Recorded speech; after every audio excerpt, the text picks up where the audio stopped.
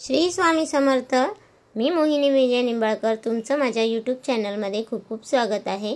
आजच्या व्हिडिओमध्ये आपण बघणार आहोत आषाढी एकादशीच्या दिवशी तुळशी पुढे बोला हे 2 शब्द, इच्छा लगेच पूर्ण होईल। देवशयनी आषाढी एकादशी जवळ आली आहे असे मान्यता येते।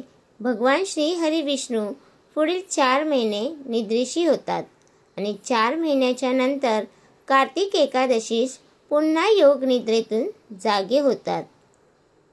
भगवान श्री हरी विष्णू यांना प्रसन्न करून घेण्यासाठी सर्वात चांगला दिवस म्हणजे आषाढी एकादशी होय। पंढरपूरला जाऊन आपण विठ्ठल माऊलींची पूजा करतो, तेच माऊली भगवान श्री हरी विष्णूंचे एक रूप आहे। भगवान श्री हरी विष्णू यांना प्रिय असलेल्या वस्तूंची आपण पूजा या दिवशी केल्यास त्याचे लाभ आपल्याला नक्की मिळतात। आज आपण असाच एक छोटासा उपाय पाहणार आहोत, ज्यामुळे भगवान श्री विष्णू प्रसन्न होतील। आपल्या जीवनातील जे काही असंख्य अडचणी आहेत त्यापासून दूर होण्यास मदत होईल। आज आपण एक छोटासा तुळशीचा उपाय पाहणार आहोत। प्रत्येकाच्या घरात किंवा घरासमोर तुळस असते। ज्या घरात तुळशीची रोज पूजा होते अशा घरात वाईट गोष्टींचा प्रभाव कमी होत असतो। अशा घरात आर्थिक समस्या कधीच शक्यतो जाणवत नसतात। रोज घरातील पूजा झाल्यावर आपल्या घरातील तुळशीला जल नक्की अर्पण करावे।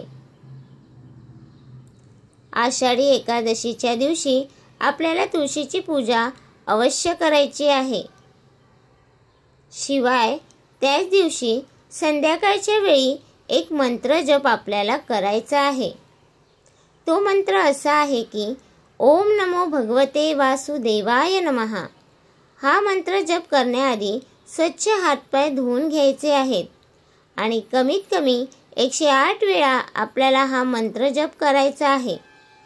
त्याचबरोबर तुळशीसमोर एक तुपाचा दिवा अवश्य लावा। एक गोष्ट नक्की लक्षात ठेवा, दिव्याच्या खाली आसन ठेवायला विसरू नका। आसन कोणत्याही प्रकारचे असले तरी चालेल, जसे की थोडेसे तांदूळ घेऊन त्यावर दिवा ठेवा किंवा एखाद्या छोट्याशा डिशमध्ये दिवा ठेवला तरी सुद्धा चालेल।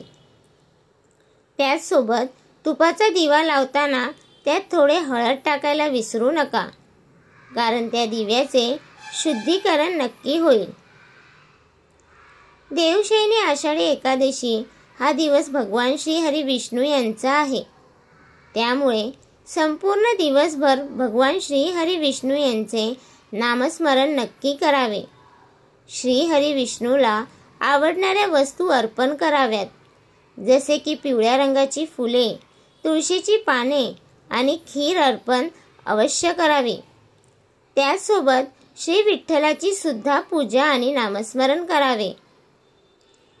ओम नमो भगवते वासुदेवाय नमः या मंत्राचा जप पूर्ण झाल्यावर शक्य असेल तर तुळशीला 11 प्रदक्षिणा घालाव्यात।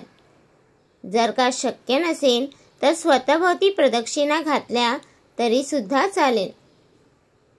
त्याचसोबत या दिवशी आपल्या मुख्य दरवाजावरती तोरण बांधावे। आंब्याच्या पानाचे असेल तर खूपच चांगले। त्याचसोबत एका वाटीत हळद घेऊन त्यात थोडे गंगाजल मिक्स करून त्यापासून दरवाजावरती स्वस्तिक काढावे, ज्यामुळे घरात नेहमी सुख समृद्धी येत राहील। तर तुम्हाला हा माझा व्हिडिओ कसा वाटला प्लीज कमेंट करून नक्की सांगा।